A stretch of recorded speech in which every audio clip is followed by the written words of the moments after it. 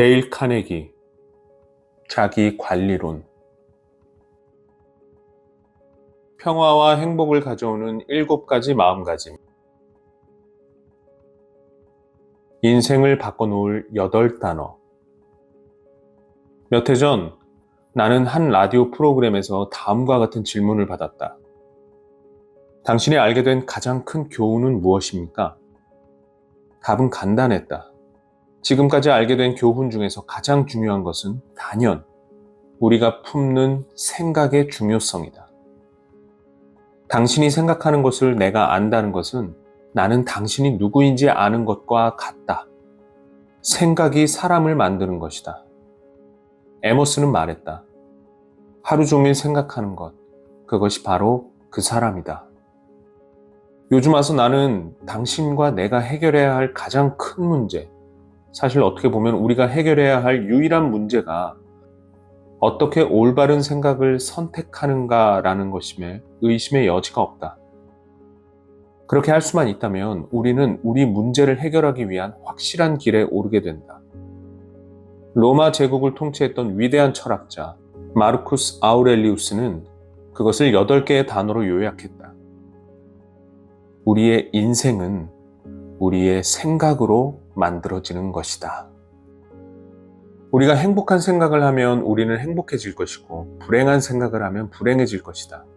두렵다는 생각을 하면 두려워질 것이고, 건강을 걱정하다 보면 아마도 병에 걸릴 것이다.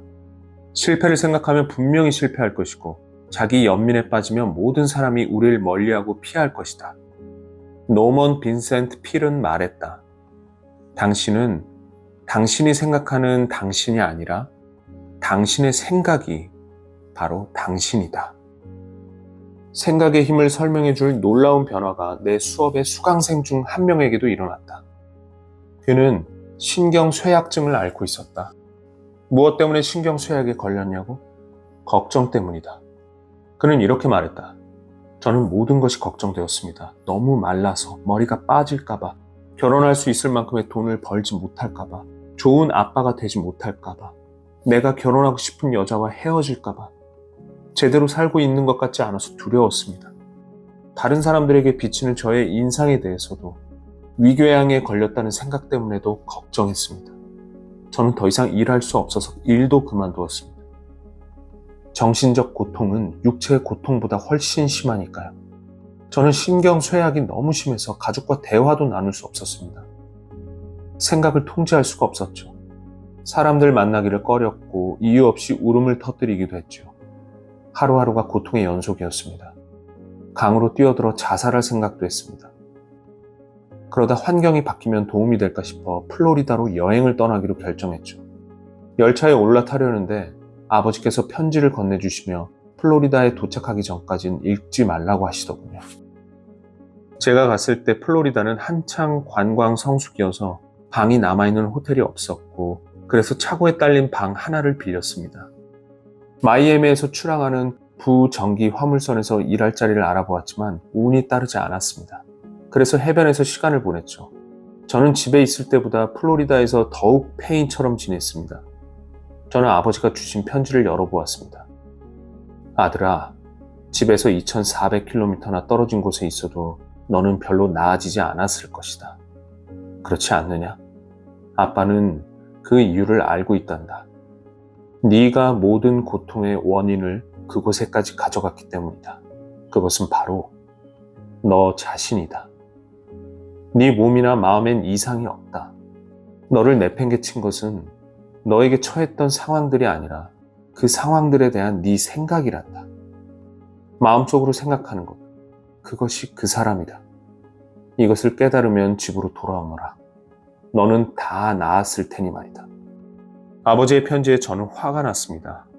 훈계가 아닌 동정을 바라고 있었던 저는 너무 화가 난 나머지 편지를 읽자마자 절대 집에 돌아가지 않겠다고 마음먹었습니다. 그날 밤 마이애미의 골목길을 걷던 저는 예배 중인 교회를 우연히 지나게 되었습니다. 마땅히 갈 곳도 없었던 터라 교회 안으로 들어갔는데 목사님께서 다음과 같은 구절로 설교를 하고 계시더군요. 마음을 다스릴 줄 아는 사람은 도시를 손에 넣은 사람보다 강하다.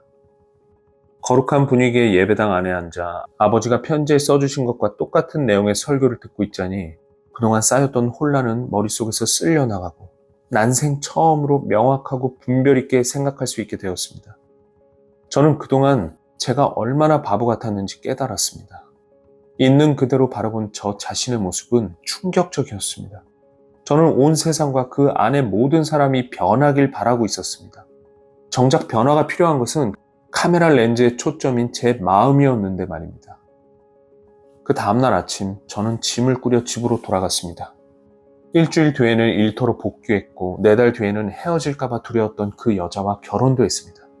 지금 우리는 5 아이를 둔 행복한 가정을 이루었습니다. 신경쇠약에 시달리던 때에 저는 18명을 지휘하는 작은 부서의 야간 감독관이었지만 지금의 저는 450명을 관리하는 판지 제조 공장의 공장장입니다. 인생은 훨씬 더 충만하고 호의적입니다. 이제 저는 인생의 진정한 가치를 압니다. 누구에게나 그럴 때가 있겠지만 걱정이 다가오려고 하면 저는 저 자신에게 카메라 초점을 다시 맞추라고 말합니다. 그러면 모든 것이 정상으로 돌아옵니다. 마음의 평화와 삶에서 얻는 기쁨은 우리가 있는 곳, 우리가 가진 것, 우리가 누구인지 등이 아니라 오로지 우리의 마음가짐에 달려있다. 남극에 도착한 첫 번째 영국인이었던 로버트 팔콘 스캇과 그 동료들의 경우를 살펴보자. 그들의 귀환 여정은 인류 역사상 가장 잔인한 여행이었을 것이다. 식량과 연료는 모두 떨어졌고 열 하루 동안 밤낮을 가리지 않고 지면을 후려치는 엄청난 눈보라 때문에 그들은 더 이상 앞으로 나아갈 수 없었다. 스캇과 그의 동료들은 자신들이 죽을 것이라는 사실을 알고 있었다. 바로 이 같은 긴급 사태에 대비해 그들은 많은 양의 아편을 가지고 있었다. 한 번에 많은 양의 아편을 복용하면 그들은 모두 기분 좋은 꿈을 꾸며 다시는 잠에서 깨어나지 않을 수 있었다. 하지만 그들은 그 마약을 사용하지 않고 기운을 북돋는 힘찬 노래를 부르며 죽었다. 그 사실은 8개월 뒤에 수색대가 그들의 얼어붙은 몸과 함께 찾아낸 작별 편지를 통해 알려졌다. 스토아 학파의 위대한 철학자 에픽테토스는 몸의 종양과 종기를 제거하는 것보다 마음속의 잘못된 생각을 없애는 것에 더 많은 관심을 기울여야 한다고 경고했다. 프랑스의 위대한 철학자 몽테뉴는 다음의 문구를 인생의 좌우명으로 삼았다. 인간은 일어난 일보다 일어난 일에 대한 본인의 생각으로 더 큰 상처를 입는다. 그리고 일어난 일에 대한 우리의 생각은 전적으로 우리에게 달려있다. 사람은 오직 자신의 생각을 고양시킴으로써 일어나 정복하고 성취할 수 있다. 생각의 고양을 거부하면 약하고 비굴하고 비참한 상태에 머무를 수밖에 없다. 우리에게 평화와 행복을 가져오는 정신 자세를 갖추고 싶다면 유쾌하게 생각하고 행동하라. 그러면 유쾌해질 것이다. 안 갚으면 많은 비용이 든다. 적을 증오하는 것은 곧 그들에게 우리를 지배할 힘을 주는 것과 같다. 우리의 잠, 식욕, 혈압, 건강, 행복을 지배할 힘을 부여하는 것이다. 자신들이 우리를 얼마나 걱정하게 만들고 괴롭히고 우리에게 안갚음하고 있는지를 알게 되면 우리의 적들은 기쁨을 감추지 못할 것이다. 우리의 증오는 그들을 조금도 해치지 않는다. 그것은 오히려 우리의 낮과 밤을 지옥과 같은 혼돈으로 바꿔놓는다. 다음과 같은 말을 한 사람은 누구일까? 이기적인 사람들이 당신을 기만하려 한다면 그것에 대해 똑같이 되돌려주려 하지 말고 그저 당신의 명부에서 그들의 이름을 지워버려라. 당신이 안갚음하려는 순간 상대방보다 당신 자신을 더 다치게 할 것이기 때문이다.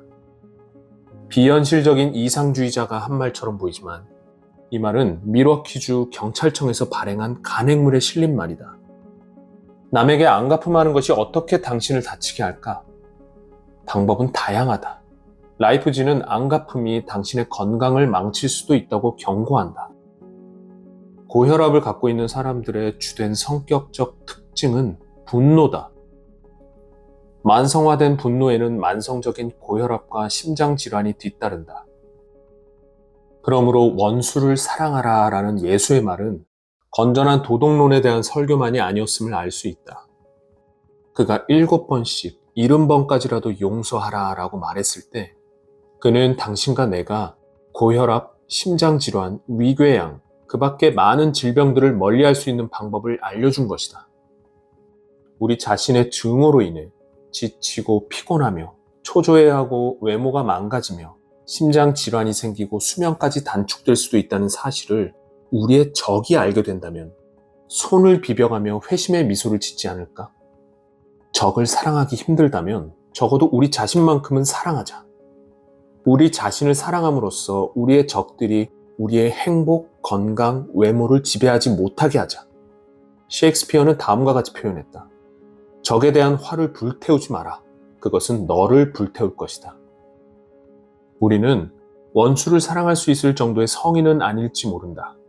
하지만 우리 자신의 건강과 행복을 위해 적어도 그들을 용서하고 잊도록 하자. 그것이 현명하다. 공자는 말했다. 마음에 담아두지 않는다면 부당한 대우를 받거나 도둑질 당하는 것은 아무것도 아니다.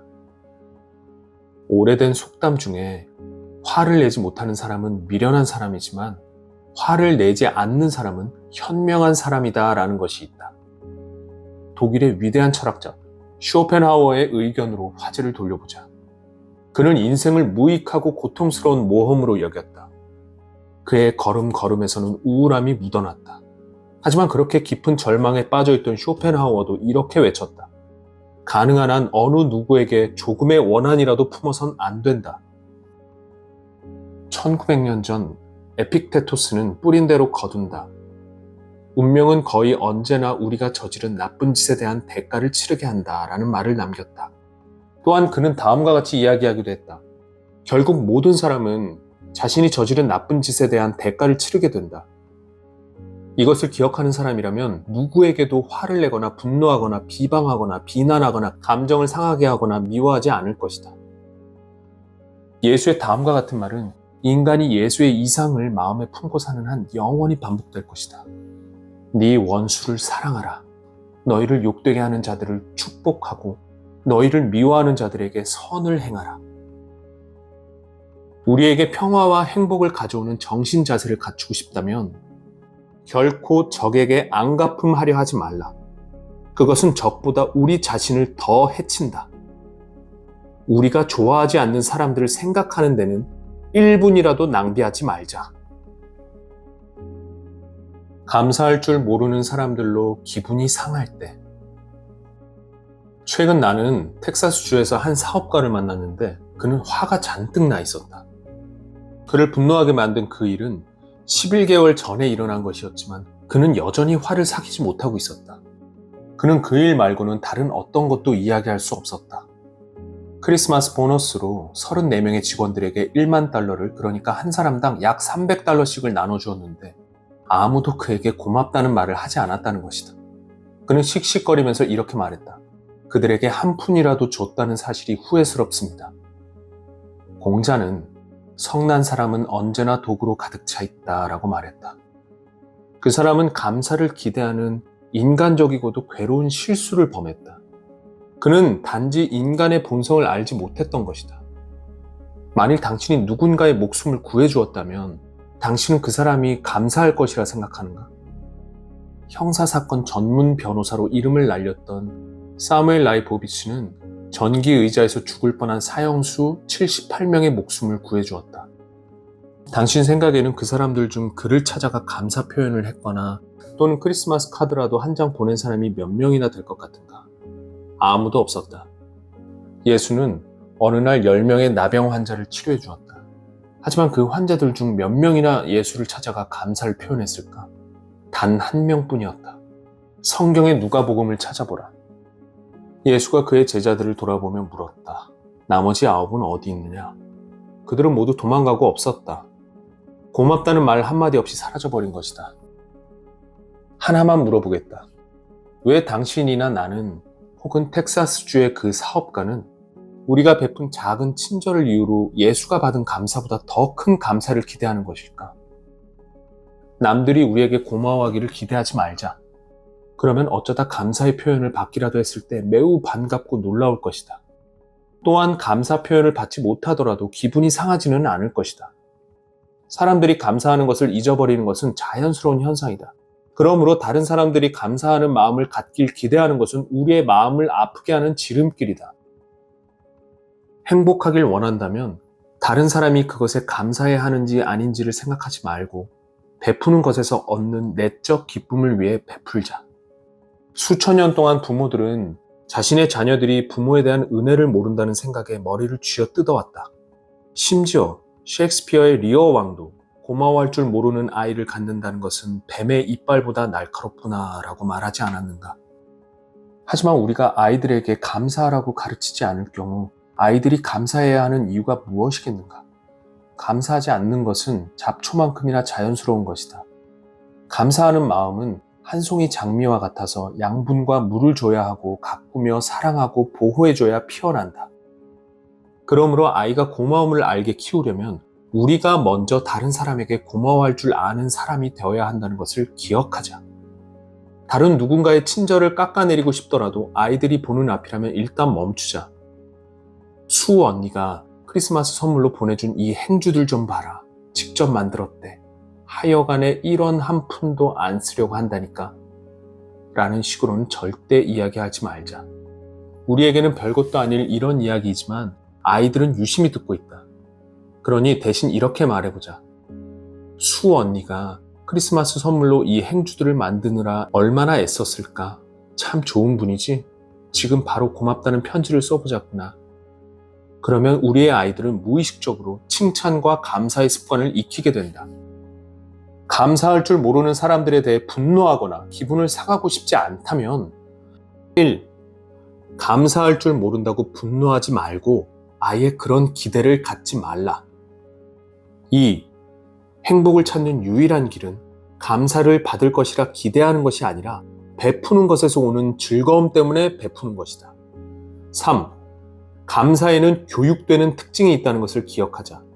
따라서 자녀들이 감사하는 사람이 되기를 원한다면 그들에게 감사하는 법을 가르쳐야 한다.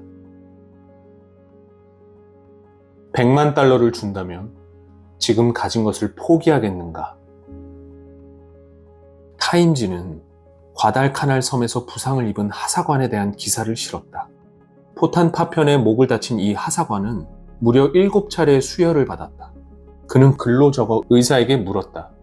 제가 살 수 있나요? 의사는 물론입니다 라고 대답했다. 그는 두 번째 질문을 적었다. 제가 말을 할 수 있을까요? 물론입니다. 그러자 그는 또 다른 글을 적었다. 그렇다면 도대체 내가 지금 뭘 걱정하고 있는 거지? 지금 당장 스스로에게 이렇게 물어보는 것은 어떤가? 도대체 나는 지금 뭘 걱정하고 있는 걸까? 아마 당신이 걱정하고 있는 것은 비교적 중요하지 않고 사소한 것이라는 사실을 알게 될 것이다. 우리의 삶에서 90%는 정상적인 것이고 문제가 있는 것은 10% 정도다. 우리가 행복해지길 원한다면 문제가 있는 10%는 무시하고 정상적인 90%에 집중하기만 하면 된다. 걱정하고 괴로워하고 위궤양에 걸리고 싶으면 영광에 넘치는 90%는 무시하고 문제가 있는 10%에 집중하면 된다. 쇼펜하우어는 이렇게 말했다. 우리는 우리가 가진 것에 대해서는 거의 생각하지 않고 항상 우리에게 없는 것을 생각한다. 인생의 목표로 삼아야 할 두 가지가 있다. 하나는 당신이 원하는 것을 얻는 것이고 다른 하나는 그것을 즐기는 것이다. 가장 현명한 사람만이 두 번째 것을 성취할 수 있다. 부엌에서 설거지하는 일조차 감동적인 경험으로 만드는 법을 알고 싶은가? 그 책의 제목은 나는 보기를 원했다. 그녀는 책에서 이렇게 말했다. 나는 눈이 하나밖에 없었는데 그마저도 심한 상처로 뒤덮여 있어 눈 왼쪽에 난 작은 틈으로 보는 것이 내 시야의 전부였다. 책을 보려면 거의 얼굴에 책을 붙이다시피 하고 눈을 최대한 왼쪽으로 돌려야만 했다. 하지만 그녀는 동정을 받거나 특별한 사람으로 여겨지는 것을 거부했다. 그녀는 이렇게 기록했다. 내 마음 한 구석에는 항상 시력을 완전히 상실하는 것에 대한 두려움이 있었다. 그것을 극복하기 위해 나는 삶에 대해 거의 법석을 떤다 싶을 정도로 명랑한 태도를 취했다. 그리고 그녀가 52세가 되던 1943년 기적 같은 일이 일어났다. 그 유명한 메이오 클리닉에서 수술을 하게 된 것이다. 지금 그녀는 이전보다 40배나 더 잘 볼 수 있게 되었다. 흥미진진하고 아름다운 신세계가 그녀 앞에 펼쳐진 것이다. 이제 그녀는 부엌에서 설거지하는 것조차도 감동적이라는 것을 알게 되었다. 그녀의 책에는 다음과 같은 말이 나온다. 나는 개수대 안에 있는 솜털 같은 비누 거품과 놀이를 시작한다. 두 손을 그 속에 넣어보고 작은 비눗방울 하나를 집는다. 거품에 빛을 비춰보면 비눗방울 하나하나에 작은 무지개처럼 찬란한 색이 빛나는 것을 볼 수 있다. 그녀는 부엌 싱크대 위에 있는 창문을 통해 빽빽하게 내리는 눈 사이로 날아가는 제비의 퍼덕거리는 날개짓을 본다. 설거지를 할 수 있고 거품에서 무지개를 볼 수 있고 내리는 눈 사이로 제비가 날아가는 것을 볼 수 있다는 이유로 신에게 감사한다고 상상해보라. 당신과 나는 부끄러워해야 한다. 우리는 그동안 인생의 하루하루를 아름다운 요정의 나라에서 살아왔다. 하지만 우리는 눈이 멀어 그것을 볼 수 없었고 그것을 즐기기에는 너무 만족하며 살았다. 걱정을 멈추고 제대로 된 삶을 살고 싶다면 당신이 안고 있는 문제 대신 받고 있는 축복을 헤아려 보라. 자기 자신을 발견하고 그 모습대로 살아라. 당신은 세상에서 유일무이한 사람임을 명심하라. 제임스 고든 길키 박사는 자기 모습 그대로 살고자 하는 문제는 역사만큼이나 오래되었고 인간의 삶만큼이나 보편적인 것이라고 말했다. 있는 그대로의 모습대로 살지 않으려는 문제는 수많은 노이로제와 정신병과 열등감 뒤에 있는 숨은 원인이다. 신문과 잡지에 무수히 많은 글을 쓴 안젤로 페트리는 이렇게 말한다. 자신이 가진 몸과 마음이 아닌 다른 누군가가 되기를 바라는 사람보다 불행한 사람은 없다. 최근 나는 소코니 백휴엄 정유회사의 인사 담당자 폴 보인트에게 사람들이 입사 지원을 할 때 범하는 가장 큰 실수는 무엇인지 물어보았다. 그는 6,000명 이상의 구직자들의 면접을 봐왔고 그 답을 알고 있는 것은 당연했다. 입사 지원 시 사람들이 범하는 가장 큰 실수는 있는 그대로의 모습을 보이려고 하지 않는다는 것입니다. 마음을 열고 솔직하게 말하기보다 본인들 생각에 면접관이 원할 것 같은 대답을 하려고 하는 거죠. 하지만 그것은 효과가 없다. 아무도 가짜를 원하지 않기 때문이다. 가짜 돈을 원하는 사람은 아무도 없다. 그 유명한 윌리엄 제임스는 보통 사람이 정신적 잠재력의 오직 10%만 개발할 수 있다고 밝히면서 자기 자신을 알지 못하는 사람들에 대해 이야기했다. 인간은 그가 가진 능력에 비해 겨우 절반 정도만 깨어있다.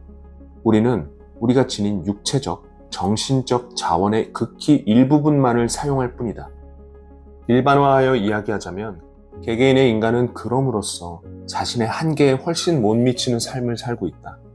하지만 인간에게는 습관상 활용하지 못하고 있는 다양한 종류의 능력이 있다. 당신과 나도 그런 능력을 갖고 있다. 그러니 단 1초라도 걱정하는 데 시간을 낭비하지 말자. 우리는 다른 사람들과 다르다. 당신은 이 세상에 존재하는 새로운 어떤 것이다. 태초부터 지금까지 당신과 똑같은 사람은 아무도 없었다. 그리고 앞으로 다가올 모든 시대를 통틀어도 절대 당신과 똑같은 사람은 없을 것이다. 당신은 이 세상에서 새로운 그 무엇이다. 그것을 기쁘게 생각하라. 자연이 당신에게 준 것을 최대한 활용하라. 당신은 당신 자신만을 노래할 수 있다. 당신 자신만을 그려낼 수 있을 뿐이다. 당신은 당신의 경험과 환경, 당신을 만든 유전 형질일 수밖에 없다. 잘하든 못하든 당신은 당신이 가진 작은 정원만을 가꿔야 한다. 잘하든 못하든 당신은 인생이라는 관현악단에서 당신이 가진 작은 악기만을 연주해야 한다. 고 더글라스 말로크는 시로 표현했다. 언덕 꼭대기의 소나무가 될 수 없다면 골짜기의 관목이 되어라. 그러나 반드시 실개천 가까이의 관목들 중 최고의 관목이 되어라. 나무가 될 수 없다면 덤불이 되어라.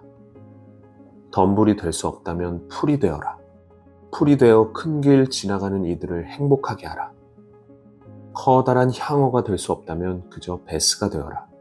그러나 호수에서 가장 생명력 넘치는 베스가 되어라. 모두가 선장이 될 수는 없으니 선원도 되어야 한다. 우리 모두에게는 저마다 주어진 일이 있다.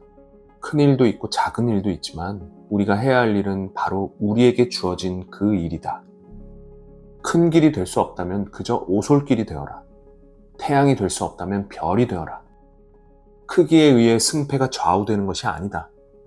무엇이 되든지 최고가 되어라. 우리에게 걱정으로부터의 자유와 평화를 가져오는 정신 자세를 갖추고 싶다면 다른 일을 모방하지 마라.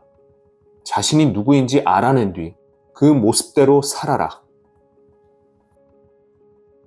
신레몬을 받으면 레모네이드를 만들어라. 어리석은 사람은 인생으로부터 레몬을 건네받으면 단념하고 이렇게 말한다. 나는 졌어. 운명이야. 기회가 없어.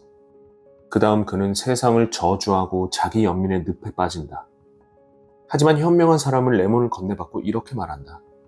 이 불행으로부터 내가 얻을 수 있는 교훈은 무엇일까? 어떻게 해야 내 상황을 개선할 수 있을까? 어떻게 해야 이 레몬을 레모네이드로 바꿀 수 있을까? 위대한 심리학자 알프레드 아들러는 인간과 인간의 잠재력에 대해 연구하며 일생을 보낸 후 인간의 경이적인 특징 중 하나가 마이너스를 플러스로 바꾸는 능력이라고 말했다. 한 번은 플로리다의 어떤 농부를 방문한 적이 있다. 그는 독이 든 레몬까지도 레모네이드로 바꾼 사람이었다. 처음으로 농장을 갖게 되었을 때 그는 실망에 빠졌다. 땅은 너무나 형편없고 오로지 오크 덤불과 방울뱀만 무성한 그 농장에서는 과일을 재배할 수도 없었고 가축을 키울 수도 없었기 때문이다. 그런데 갑자기 그에게 아이디어 하나가 떠올랐다. 불리한 것을 가치 있는 것으로 바꿔보자. 이 방울뱀들을 최대한 활용해보자. 그리고 놀랍게도 그는 방울뱀 고기로 통조림을 만들기 시작했다. 몇 년 전에 내가 그를 찾아갔을 때 1년에 2만 명 정도의 관광객들이 그의 방울뱀 농장을 보려고 몰려들었다. 그의 사업은 계속 번창하고 있었다. 나는 방울뱀의 독리에서 추출된 독이 연구소로 보내져 해독제로 만들어지는 것을 보았다. 방울뱀의 가죽은 엄청난 가격에 팔려 여성들의 신발이나 핸드백으로 만들어졌고 방울뱀 통조림은 세계 각지에 있는 고객들에게 팔려나갔다. 나는 그 농장에서 그림 엽서를 사서 플로리다 방울뱀 마을로 이름을 바꾼 그 마을의 우체국에서 그것을 붙였다. 독이 든 레몬을 달콤한 레모네이드로 변화시킨 그 사람을 기념하여 새로 지은 마을 이름이었다. 니체가 말하는 초인의 조건은 역경을 이겨낼 뿐 아니라 역경을 사랑할 수 있는 사람이었다. 위협을 달성한 사람들의 이력에 대해 연구하면 할수록 나는 그 사람들 중 놀라울 정도로 많은 이들이 악조건에서 시작했기 때문에 성공한 것이라는 확신을 가지게 된다. 그들이 가진 악조건은 그들로 하여금 더 큰 노력을 기울이고 더 큰 보상을 받도록 자극한 것이다. 윌리엄 제임스의 말대로 우리가 가진 약점, 바로 그것이 뜻밖의 우리를 돕는다. 어쩌면 밀턴은 앞이 보이지 않았기 때문에 훌륭한 시를 지었고 베토벤은 귀가 들리지 않았기 때문에 훌륭한 음악을 작곡했는지도 모른다. 헬렌 켈러의 눈부신 업적은 그녀의 보이지 않는 눈과 들리지 않는 귀 덕분에 가능했다. 만일 차이콥스키가 비극적인 결혼 때문에 거의 자살까지 생각할 만큼 좌절하지 않았다면, 만일 그의 인생이 그토록 비참하지 않았다면 그는 불후의 명곡 비창을 작곡하지 못했을 것이다. 도스토옙스키와 톨스토이 또한 그렇게 고통스러운 삶을 살지 않았더라면 절대 불멸의 소설을 쓰지 못했을 것이다. 지구상의 생명에 관한 과학적 개념을 바꿔놓은 어떤 사람은 이렇게 말했다. 만약 내가 그렇게 심한 병자가 아니었다면 내가 이룩한 그 많은 일들을 할 수 없었을 것이다. 자신의 결점이 뜻밖의 도움을 줬다는 찰스 다윈의 고백이다. 우리가 너무나도 낙담하여 우리의 신레몬을 레모네이드로 바꿀 가망조차 없다는 생각이 든다고 가정해보자. 그럼에도 우리가 그 일을 시도해봐야 하는 두 가지 이유가 있다. 득이라면 득이지 손해볼 것이 없는 그 두 가지 이유는 이것이다. 첫 번째 이유, 성공할 수 있다. 두 번째 이유, 성공하지 못한다 해도 우리의 마이너스를 플러스로 바꾸고자 하는 단순한 시도는 우리로 하여금 뒤가 아닌 앞을 보게 한다. 부정적인 생각이 긍정적인 생각으로 바뀌는 것이다.